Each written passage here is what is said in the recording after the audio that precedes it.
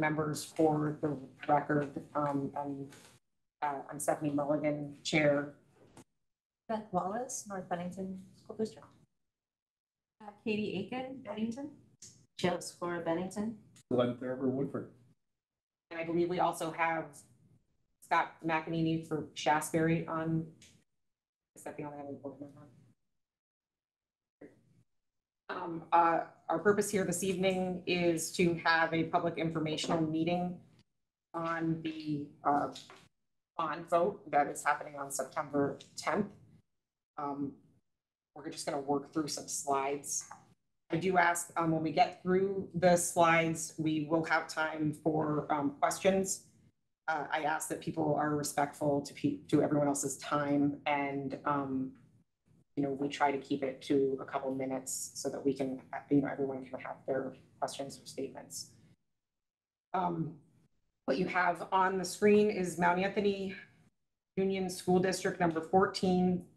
Board of School Directors proposes to incur bond indebtedness to finance certain capital improvements to the Spinelli complex at Mount Anthony Union High School, together with related costs and expenses, the project, in an amount not to exceed $3 million. None of the project costs are expected to be eligible for state school construction aid, and therefore 100% of the project costs, i.e. $3 million, will be the responsibility of Mount Anthony Union High School District. And then this is the question that's on the ballot. Shall bonds of Mount Anthony Union High School District 14 in principal amount not to exceed $3 million, subject to reduction from available state or federal funds, if any, be issued to finance construction of capital improvements to the Spinelli field? State funds may not be available at the time of this project. Is otherwise eligible to receive state school construction aid. The district is responsible for all costs incurred in connection with any borrowing in anticipation of state school construction aid. That is the legal notice that we must provide the district. The project that we're here to discuss is to undertake a capital improvement project for the Spinelli complex at Mount Anthony Union High School. More specifically, we're looking at installing a new track, lights, synthetic turf field, and to pay professional fees and other costs that are associated with that project. The next slide just notes the polling times in all of the areas. North Bennington is from 10 to 7 at the trustee's office. The town of Bennington is from 10 to 7 at the River Street Firehouse.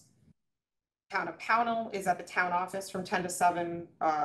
Shasberry is at Cole Hall on Buck Hill from 10 to 7, and Woodford is at the Woodford Town Building from 7 a.m. to 7 p.m.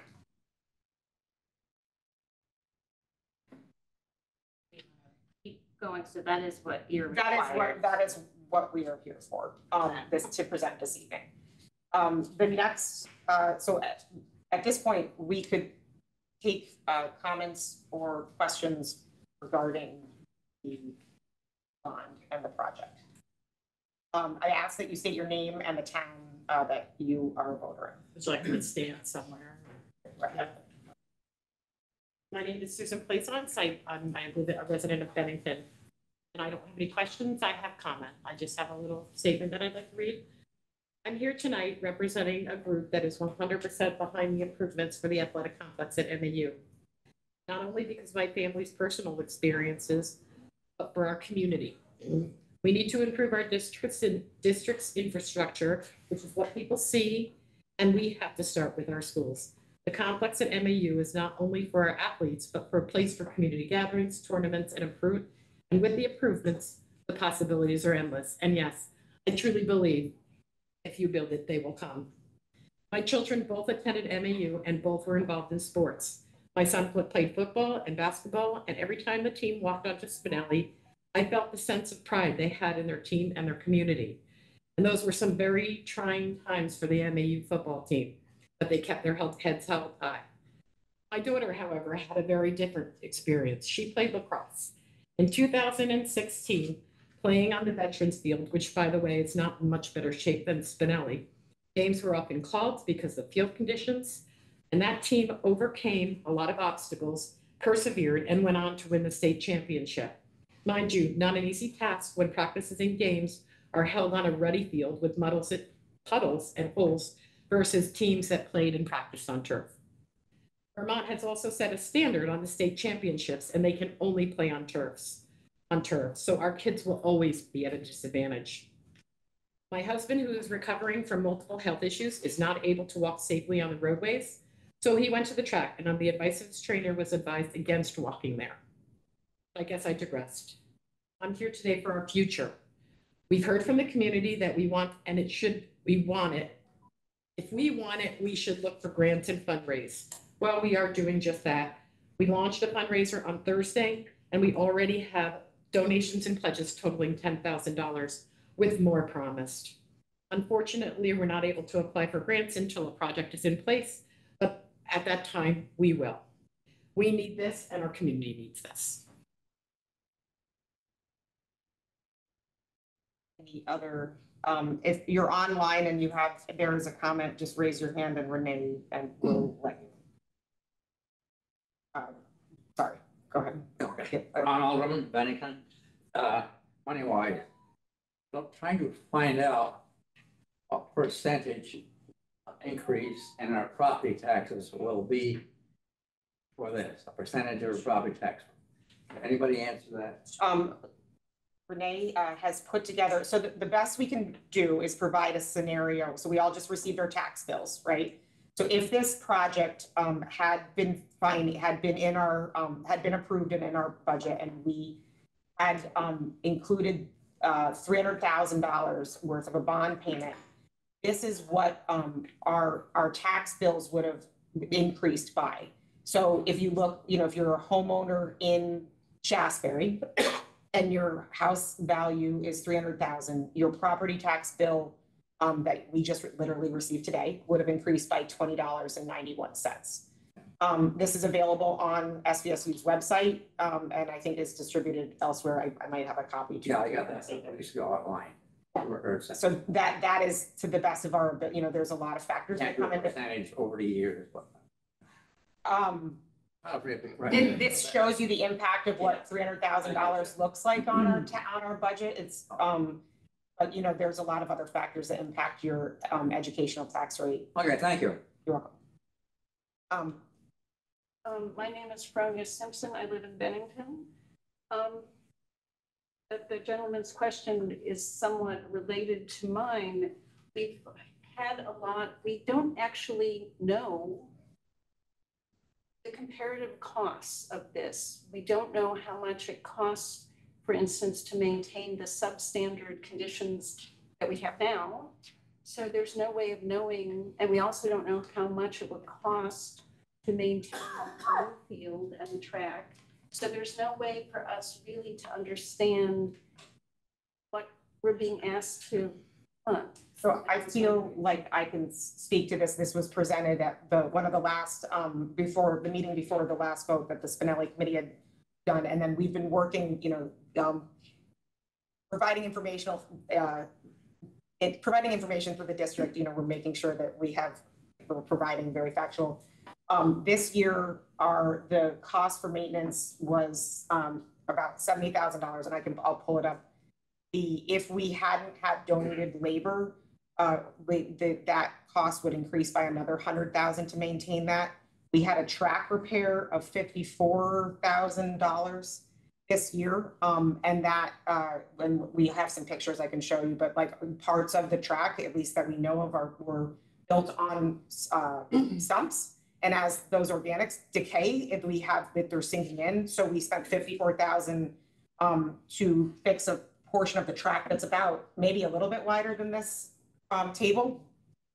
So those costs compared to the estimated turf maintenance costs would be that cost was $15,000 as estimated by the turf and field company that would be putting it in. So those are the costs that we know. The bond cost would be roughly $300,000 impacts. Interest. So this is fabulous information. The people in this room know it. We've been circulating it for many weeks. Years. So it's out there. Well, I mean, if you're, it's a, so, yes, Didn't- and I appreciate you asking the question. Okay. Yeah, Thank you. you're welcome. Nancy White Bennington, and I'm here as a citizen representing the select board. I never heard what the school budget increases were when we voted at town meeting. And a couple of weeks ago, I went online and found an article the banner ran 5 days before we voted. Was it correct that the high school, middle school budget had an increase of 17.3%? And the elementary school budget had an increase of 10.5%? A few months since I mean, what I have with me, and I don't know if this has been truly answered, I think you're asking combined. It's different things. So the tax rate increase versus what the actual budget is are two completely different things. Well, my point is, if those numbers were correct, I don't think most of the people even knew that. I think that 17.3% budget would have been defeated. I think it would have led many people to get out to vote, and I think it would have defeated the bond for the football field by hundreds of votes. And I don't even know if the elementary school budget would have passed. So this isn't just about funding the bond. The public has to understand, we're looking at huge school budget increases. I read what the legislature talked about this year, 20% increases going forward. And, you know, I'd love to support this bond, but I mean, everybody has to think, how are people going to afford these school taxes? So, I guess my comment, and I don't know if Renee's trying to find it, so that we can provide actual percent over. The challenge with percentages is that, you know, it's like, I'm gonna stutter on this. I don't know if anyone else wants to speak with it. Like the 15%, right, on $100 and 15% of $1 million are two very different numbers, right? And the with respect to Mount Anthony has had historically low budgets.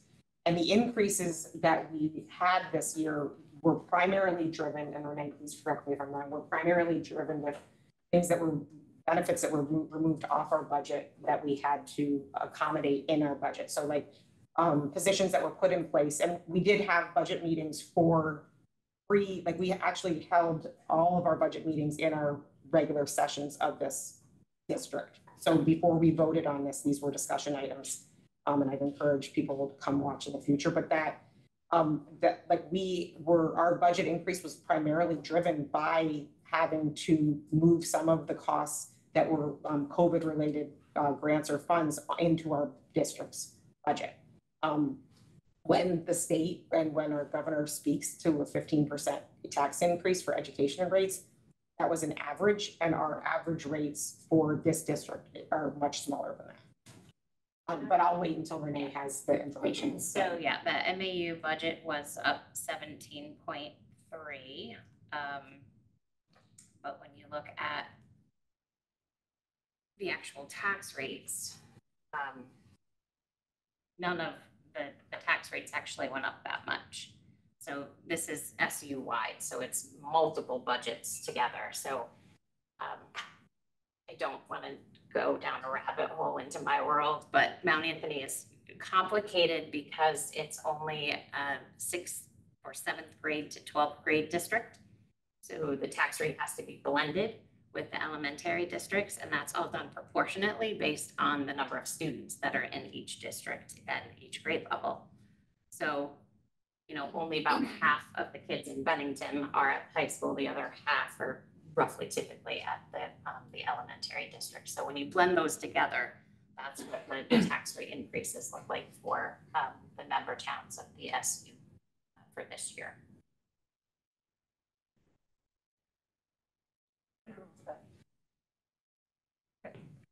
Hi, I'm Betsy Greenwald, and I live in Bennington. I'm a mom of 4 MAU athletes that graduated a while ago from 2010 to 2018. And I'm not here really to talk about the increase.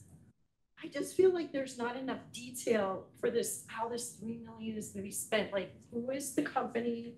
What is the annual maintenance cost? And that information, if it's out there and I missed, I apologize. I know there's safety stuff. I heard on some of the Facebook posts that were really great that the state of Vermont is not allowing PFOAs and the artificial turf, like all these like details about the actual turf. I just don't get how we could pass a bond for 3 million with zero details. I also heard from a question answered by Chad on Facebook, because I did a lot of my questioning on Facebook before I came here, that there was a study done in 2020 and 2021 that gave us this information that's gonna cost $3 million. That was a long time ago. I just worry, is it gonna cost more? What if we do it and it is costing more? And then there's this one final, couple more things. I know we're in the interest of time. I read that there's like sinkholes in the current field, so that's an issue. I don't understand, can you put artificial turf over sinkholes? Like, these are just details that I would love to have before I vote yes. I'm all for the athletes, and if someone has the answers, that'd be really great.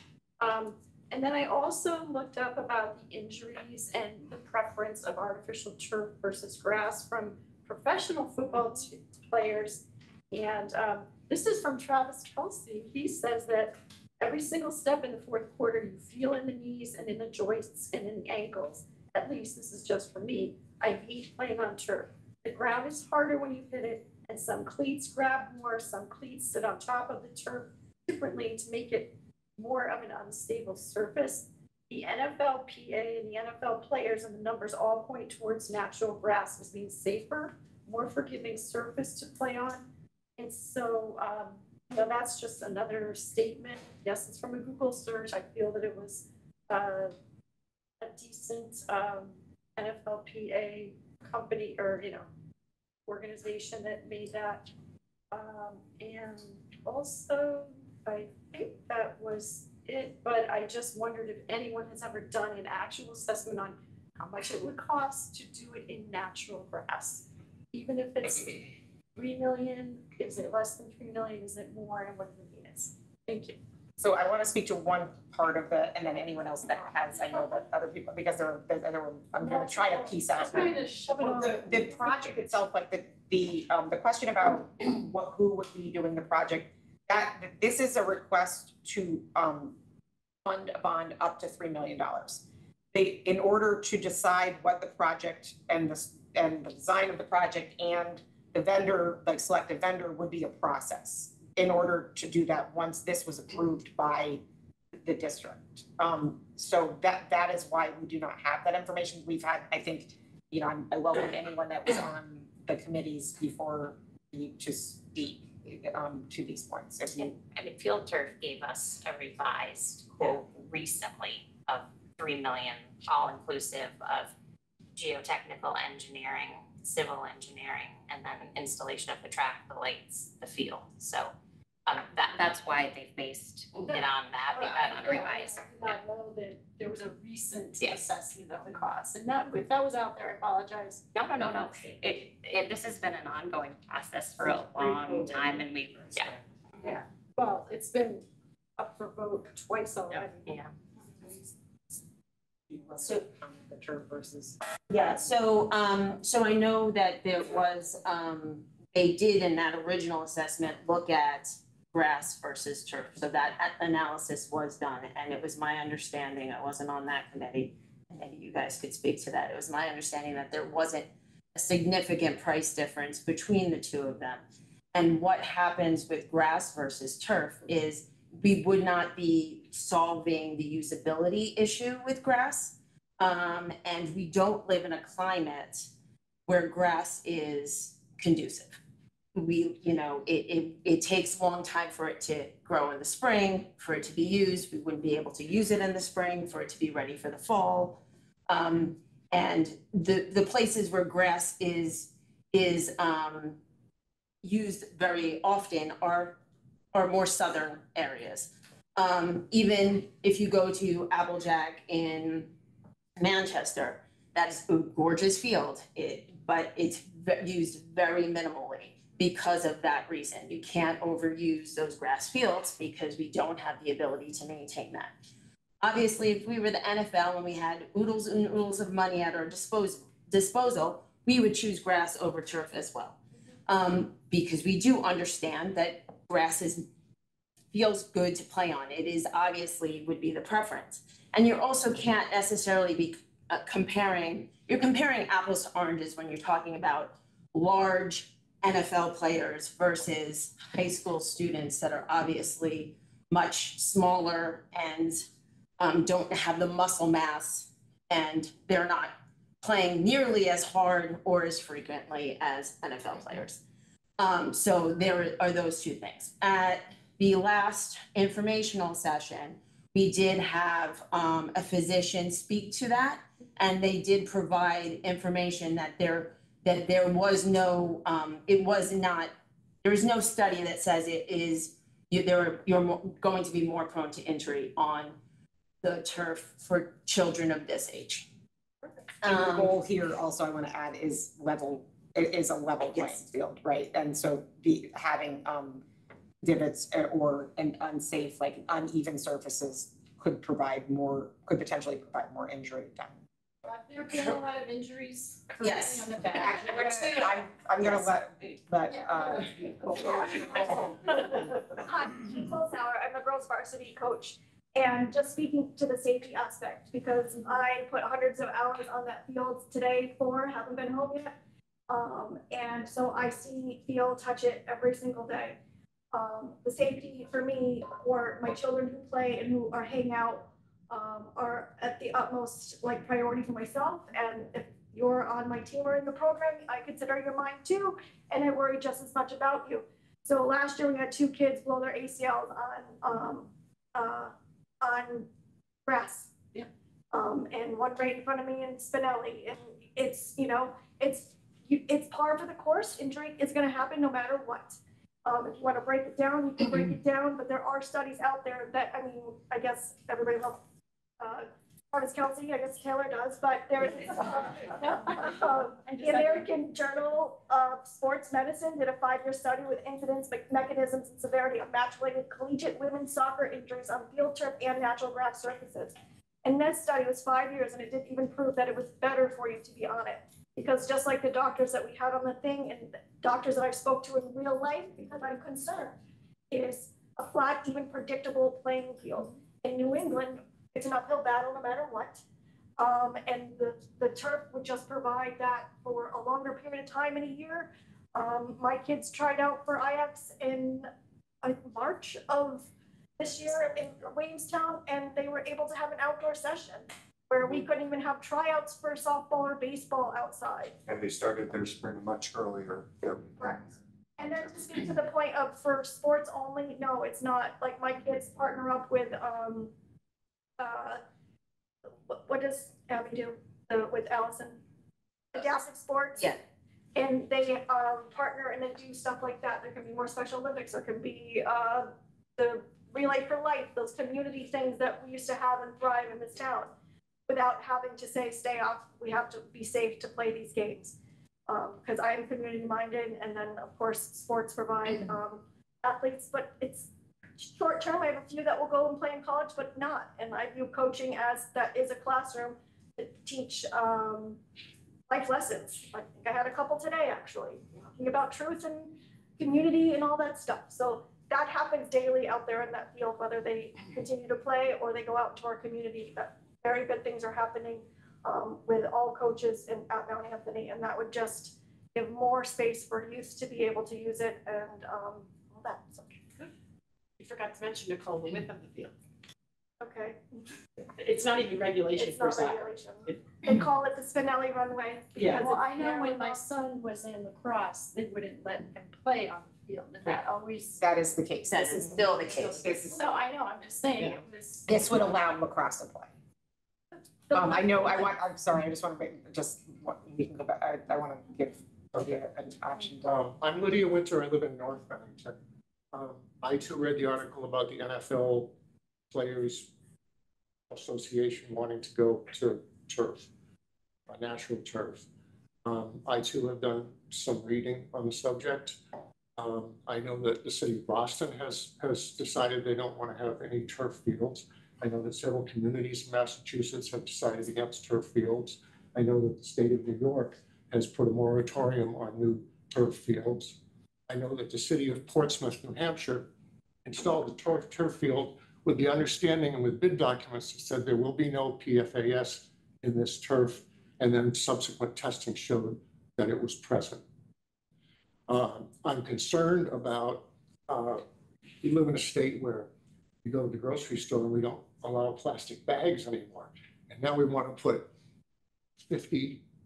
80,000 pounds of plastic on the ground where this field is going to be. And when lifespan is over, my understanding is the guarantee that was shown by one of the sample people that have been involved in this, suppliers, is 8 years. The lifespan in some cases can be as little as 5 years, and they'll tell you, well, some people have turf that lasts for 15 years. The fact is, we're not in a place where turf's going to last for 15 years. When it's done, you have this 50 to 80,000 pounds of waste plastic that cannot be recycled.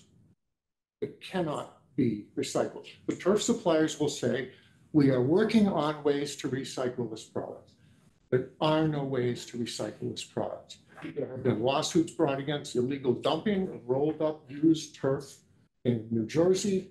There are all sorts of issues associated with this, and why on earth we've got a bill introduced in the House, H544, which bans the use of PFAS turf.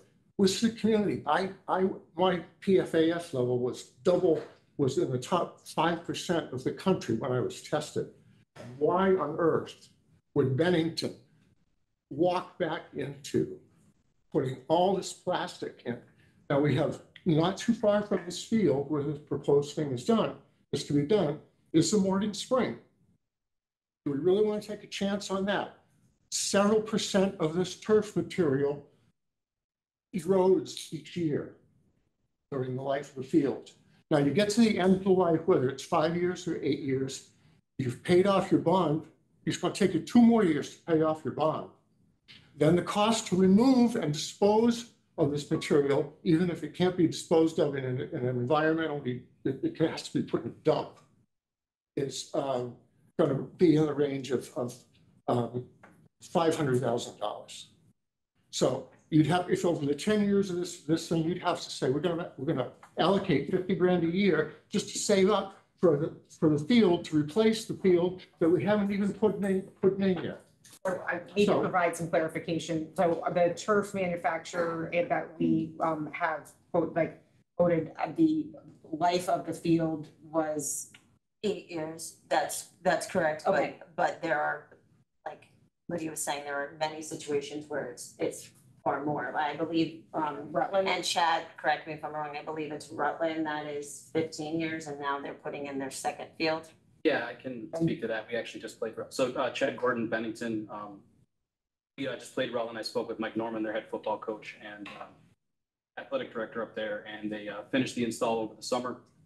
So they got this would have been in their 15th year. So they got 15 years out of the original turf field. They never plowed their field, so they did a good job of not putting trucks on there and plowing it. If they needed to remove snow and getting ready for like lacrosse or baseball season, they might have been out there with hand shovels, but they were never using equipment out there. So they were able to extend the life of the carpet and materials. And so this year, he said they had put some money away the last couple of years in their budget, so they were able to replace the turf field for around $700,000, and that came out of their budget and their reserve fund that they had created. As for recycling, I didn't ask them what they were doing it. There's a couple of plans. Last time I talked with Field Turf, some of that stuff can be remolded and put into like plastic bricks. So they've looked at in past, in the past, it was just going into landfills. And these companies are trying their best to be more environmentally conscious. So they're trying to find ways to use landfills and parks, other uses for this material instead of just putting it in a landfill. I guess I said my piece, but I'm very concerned that we're going into something now. If this board if the bond issue passes, is this board going to solicit competitive proposals for the work to rehab the field, and will it include non-synthetic turf alternatives? I think that's something we'd have to explore. Well, that is one thing that was, there is like a cork and coconut infill. That was one option that is available. It all comes down to cost and what the board decides. There are some proposals of natural materials for infill. And I do know the issue in the Northeast is the cork and coconut tend to freeze at a lower temperature than the others do, so it becomes a little harder. I know Pete wanted. Yeah, hi, Peter Janellis. I'm a guy who's been maintaining the fields for the last few years. I'm the one who's been putting hours to make the fields safer. So I understand safety is an issue. I would like to say that the fields are much safer than they were, but they're not 100% perfect because Spinelli would have had to have been totally blown up and redone to make it 100% perfect, and the money was not in the budget. So we've worked well as best we can to get the fields as safe as possible, as in good shape as possible, and they're much improved. To be 100%, it's even going to cost more money. And so to speak to the maintenance points and all that sort of thing, grass is so much more expensive to maintain than turf. I still play baseball. I had a ski injury in March, so I haven't been able to play all summer, but I play on artificial turf fields. Men's baseball, I'm 65 years old, and it's one of the most forgiving surfaces that I've ever played on, much better than grass, and it just works well for a 65-year-old body. For high school kids, it's still very safe. I'm also an SCAC sports athlete. So I graduated from Mount Anthony in '77. I played on the '76 high school football state championship team and some state championship basketball teams. And so obviously I'm a sports person, but I'm also a student. I went to Bowdoin College and I became a veterinarian, and I'm very grateful for all my experiences at Mount Anthony. But I feel that, people seem to be the main driving force of this project is dollars and cents. And I get it because I'm a Bennington native, my father was, and increases in taxes are the worst. You can't afford it, I get it. But this is money very well spent, and I think will benefit the community 100 times, 1,000,000 times over, with all the benefits you get from a sports field that, everybody can use. And so maintaining these fields is a nightmare. Right now, the referees wanted the grass down to 2.5 inches. Well, our crew was going to gradually bring the grass levels down to 2.5 inches. They didn't have time. So yesterday, they butchered the fields. They cut it down to 2.5 inches. Well, that grass is severely stressed right now. I've been watering all day. When I leave here, I'm going to go water the fields as well to try to save the grass. So you see, these are the issues that you face in a municipality like a high school with all the other things that need to be done with the low budgets. And it's just very, very difficult. So I feel good that I've been able to help and make these better, but it's the solution for this problem is an artificial turf. And I know everyone has issues with that. I could only speak to my experiences on them. They're extremely safe. They're extremely forgiving. They are wonderful to play on. They're true. They're excellent. As a Bowdoin grad, I played against Williams. I played on that football field down at Williams, and it was a grass field at that time. My point is, they all switched to turf fields. And if you saw the Amherst Williams halftime interview with both the presidents of Amherst and Williams last year, they spoke to the utmost importance of sports programs in their colleges. And it comes from high school, and everything's built in those colleges around those athletic programs. So they spoke about how important that was to their educational process at their institutions. So I think obviously I'm very pro on it. I'm very sensitive to the PFOA things and the PFAS problems. I was involved with Field Turf to really study that problem. And it's very negligible, but I understand the sensitivity of it. So, it has to be proven 100% more to me to really believe that it is really a problem. But anyway, that's all I have to say. Yeah. Are there any comments on my? No. So I'm Ed Woods. Most of you know me from either public volunteering or spent some years as the publisher of the Banner. I am now a parent of two, both of them MAU or former MAU students. So I've been paying attention to this for a long time. And you'll know from general community that I'm positive on this. And I have looked at the issues of cost, maintenance, safety, PFOA. And my vote, yes, is coming as a result of being satisfied in looking at all of those things. Cost is cost, and we can all talk about that forever. We can talk about the fact that we don't want our taxes to go up, and I'm right there with you. This particular investment, I think we heard it said a couple times, is well worth the $25 that it's going to cost my household for the next 10 years. That's the impact of this project on my household. These folks made it very easy for us to understand that.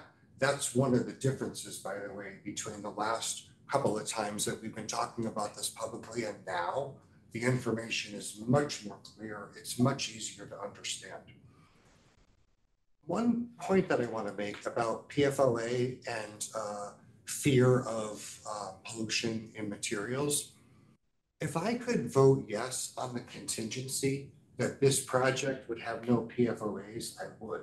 But instead, I have to vote yes, trusting the people that are making the decisions for us. If we had PFOAs in something that a vendor said we didn't, we'd have a whole nother problem. I'm thinking about napkins in the cafeteria that would, we bought them without chemicals and now they have them, we have a bigger problem. I understand the concern. I understand the increase in taxes. I want us to all think about one thing that doesn't get talked about enough. When I moved here 20 years ago, some people have heard me tell this story. A local realtor said to me, the thing we need to do is grow our tax base. In order to grow our tax base, more people have to live here. If more people are going to live here, we have to give them reason to live here. Give them reason to bring their children here. One of the ways to do that is to improve our physical assets, particularly those geared toward children. Kathy Hoisington is a person that said that to me. She doesn't mind me using her name, and she was right. This is an example of one of the things that has become possible for us with this commitment from our community.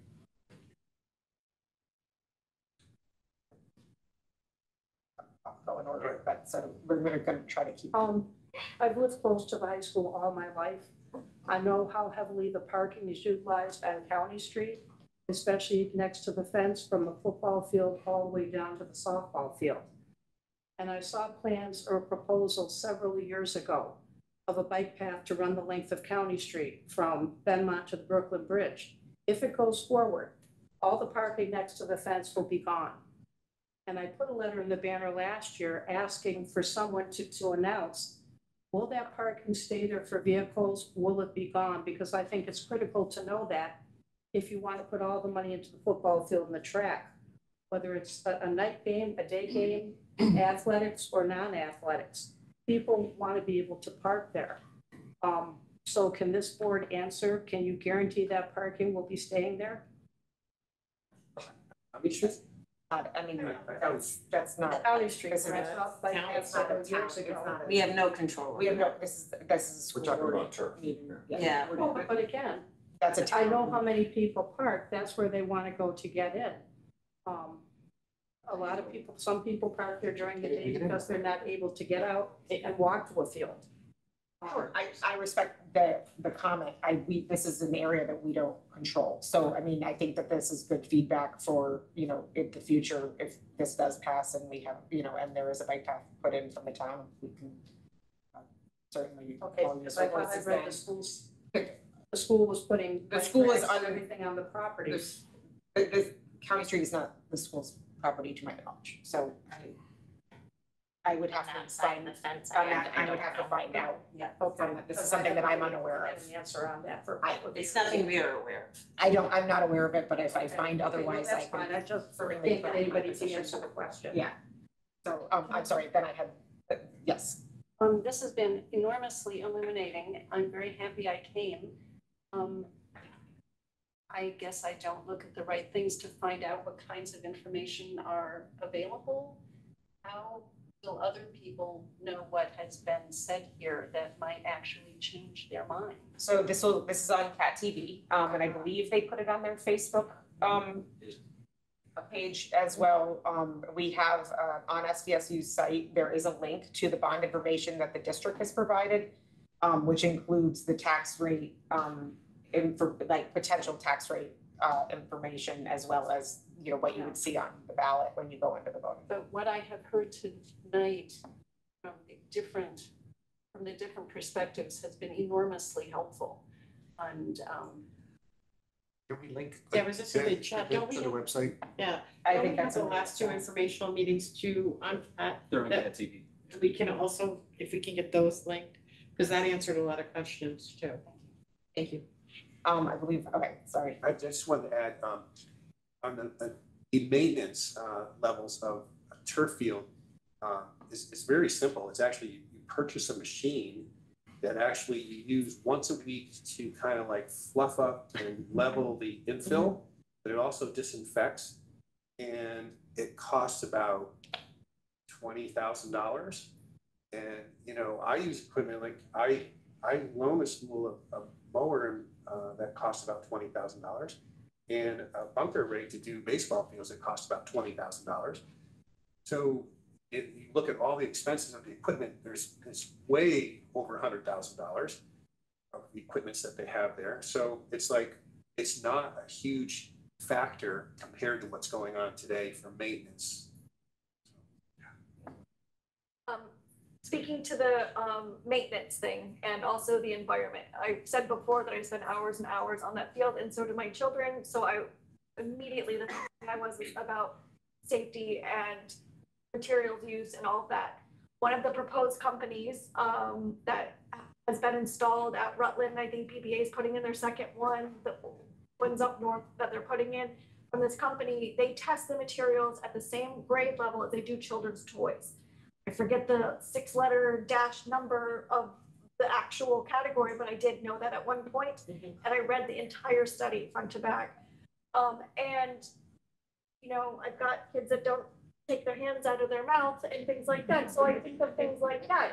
And, you know, high school kids are not, you know, they're very similar as well, and they're rolling around, so I wanted to know what that we're putting them on.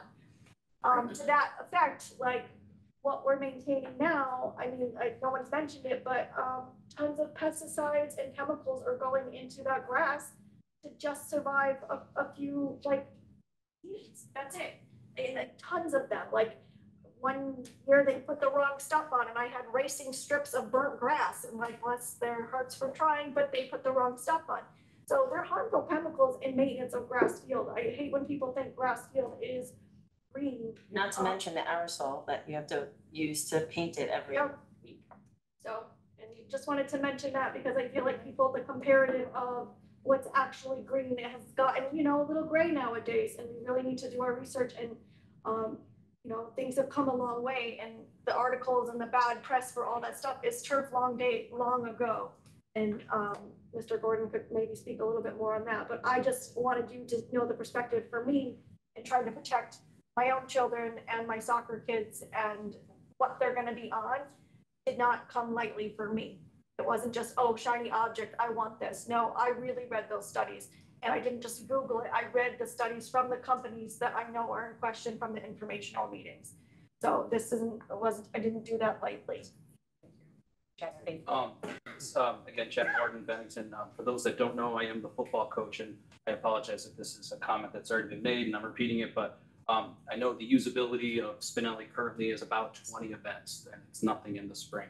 I know that number can at least double when we add the lacrosse. And if Mike said that or someone, I apologize. But one thing that I don't hear a lot of, and it's the main reason why I think BBA put in their second turf field and why Rice now has a turf field. those are two new fields in the, coming last year, is practice. Today, there were no events on Spinelli, and I could have held football practice if it was a turf field up there. We don't practice there. We, because of, trying to save the grass. And, we have a great practice field on the Vets field, but it is grass. It's, constantly picking rocks that, work their way to the surface. And to be able to practice on the field that you play on and have the right dimensions. We don't have a regulation practice field. And earlier this year, talk about playability and safety. I had a senior captain, two-way player, kid who's worked his tail off. And I'll try not to get emotional, but tore his ACL on our practice field. He'll never play a game in senior year. And the work that he's put in, and that's, this is why I do this and why I'm passionate, because I don't know if a turf field would have stopped that injury, but if I could have, had that opportunity for that kid to not miss a game, and I feel for a kid, kids, we see the work they put in, how hard, and the effort and the determination that they put into the sport, and the confidence that he was showing, and he was like, I'm finally getting it, and primed to have a great season for us, and unfortunately, he's just not going to have a season for us. And he's transitioned to coach mode, and he's been a great player, and he's coming to practice every day. But this is the reason, I want this field for our community and our kids. I think Scott had a comment. Yes, hi, thank you. This is Scott McEnany. I am a board member, MAU board member from Shaftesbury.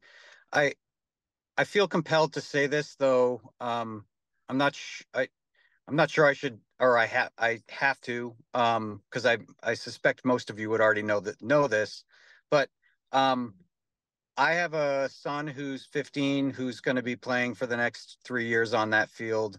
I have a daughter who is 13. She's going to be playing on that field at some point. I am a board member who would have a vote, and I can assure you, as anybody who's listening, that there's a number of people on this board who also have kids who are near and dear to them in one form or another, who would be looking into this and doing due diligence. And long way for me to say, I can assure you, anything that has those toxins in it is not going to get approved for use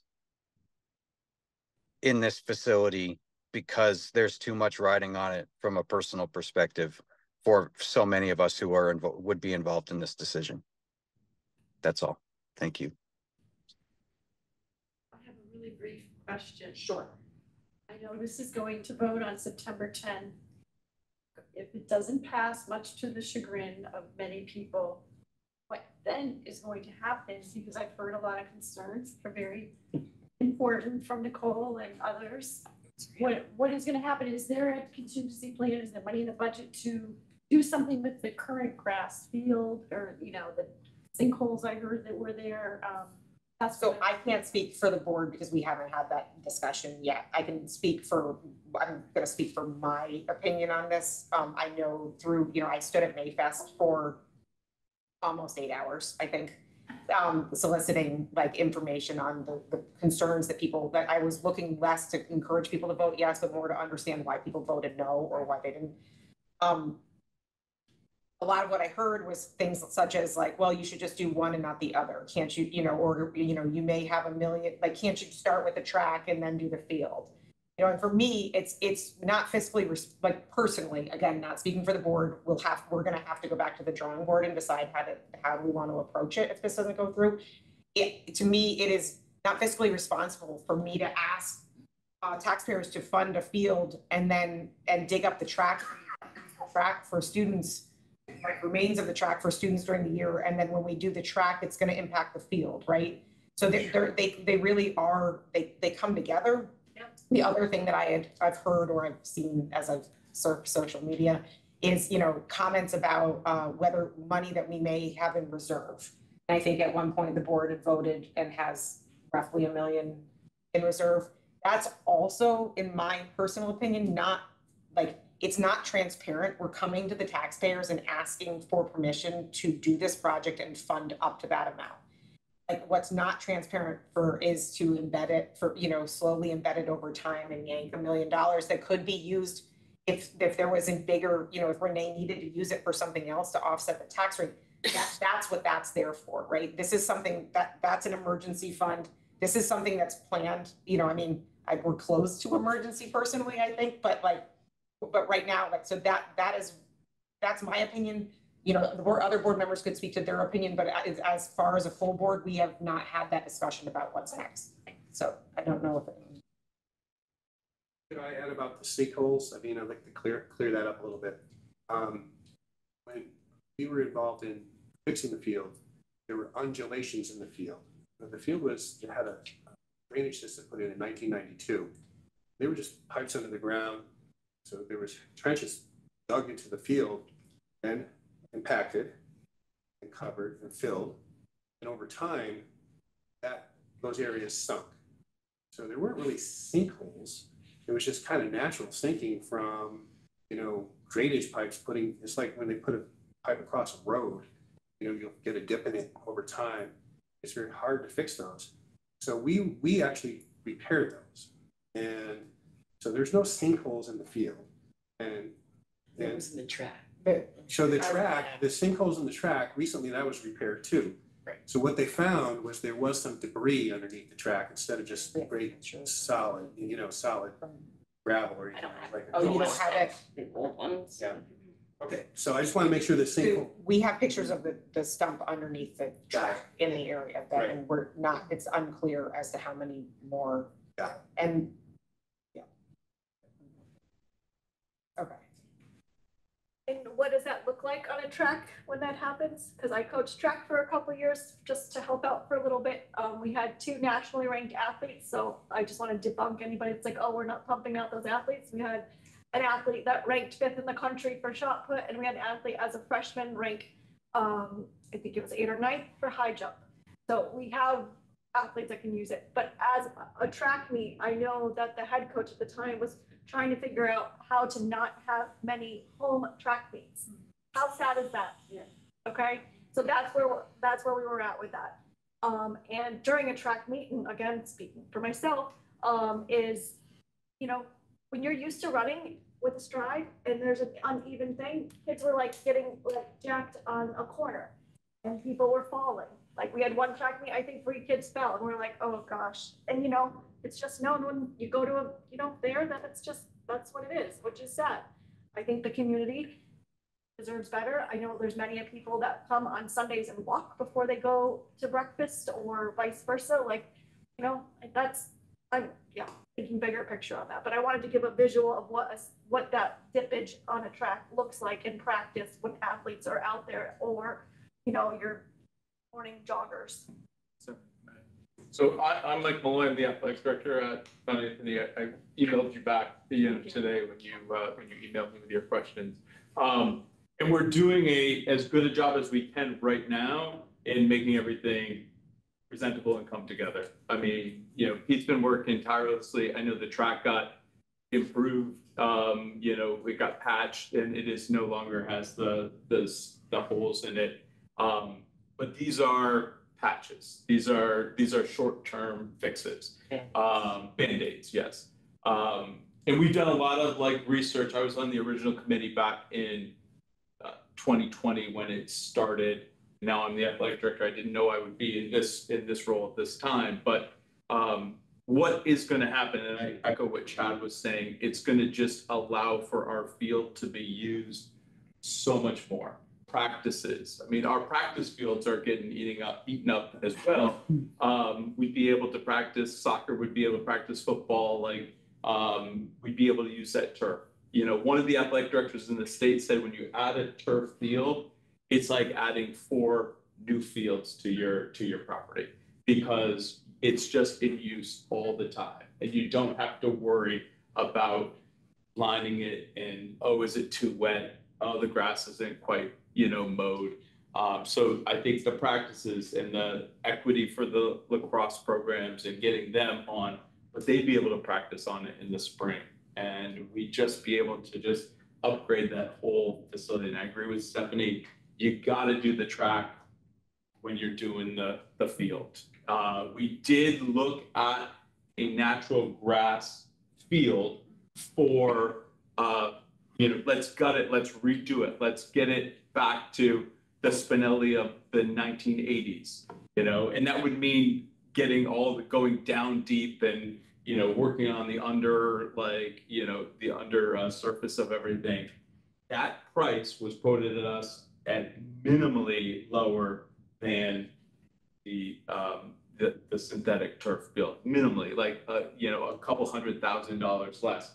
And the amount of usage we were gonna get out of the turf as compared to that was just, it didn't make any economic sense to say, hey, let's put a couple $1 million into a natural grass field that we're still only gonna be able to play 20 games on. Like, it didn't make any sense. And there are some gorgeous grass fields around here. Applejack, Williams College plays on great grass, like soccer field, but they use them 4 or 5 times a year. Like, and that's not what we have at our high school. We want our high school to be, you know, 100 times, like, you know, practicing in games and use on the weekend, and you know, and so that's what we're looking for.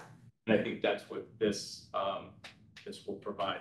We did also, we're gonna post it soon, but we're working on like a 1-page, a 1-sheeter. I know we're gonna put it online at some point that kind of spells out, hey, this is where we're at, this is what we're getting, just kind of compare the two things. So kind of answering what you were asking today, Frona, about the, you know, how many times can we get on and what's the cost of the grass versus the cost of the turf. So that should be on the website, I would say, shortly after, like. How much prior to September 10th? Is that? Yeah, tomorrow. I'm looking at, we're looking at tomorrow. We're looking at tomorrow. We wanted the meeting to. Why, you know, maybe that should have been 2 bond votes ago. To speak to that, I mean, we, you know, like, I think the board was trying to be conservative about like information providing, and we're asking this request factually. And so this time this is where we've come out and we're trying to get the information to you with that 1-sheeter, but it like everything. It's a lot of information for one It's sheet. a lot. I think Glenn could probably So speak you get to. my point about this has been to vote twice. Right. You I- probably and know, you I know probably what? I don't respect know, but this. I didn't know any of this stuff. I hear you This is 100%. great information. But I just want to say that this ad hoc committee, because I've been on it since its inception, we have held multiple informational meetings. We spoke about it at nauseam about board meetings. And it's unfortunate. I really wish that people would either come and ask these questions in advance. Unfortunately, we had 2 information, the one you mentioned with the doctor that came. And it was a great meeting. Everybody in the room was for the track, except for the bond vote, except for 2 people. So we only heard from 2 people that were upset about it. You were there. I was. You were there, right? We tried. No, We tried, and I guess, you know, I don't know, I just want to stress that I hear you. I saw you asking questions on Facebook, and I appreciate that you were asking the questions. But unfortunately, there's so much misinformation on Facebook that if you had a question, anybody out there, if they had a question, pick up the phone, call one of the board members, call Mike, call any of the ad hoc committee members. We'll be happy to answer any of the You can questions. email me, Frona You can emailed me email today, us, emailed me today, and I got back to her. Yeah. Go to the website, see if the Yeah, information yeah. is not already up there. Because, The website does not give comparative numbers. no, not yet, no, That would be useful. we can get that up there, right? Well, we have something in a draft form, so. You know, the attorneys that slow. I know. I think that's what I was stumbling over. Okay. Are there any other comments? I don't know if there are any board members that wanted to speak. There's anyone else online? No We hands. are close to 7, so I respect everyone's time. Thank you, guys, for holding this. Thank you meeting. for coming. Very informative. Can I have a motion to adjourn? Someone? Second. It was moved by Kayla and seconded by Glenn. All in favor? Aye. Thank you very much.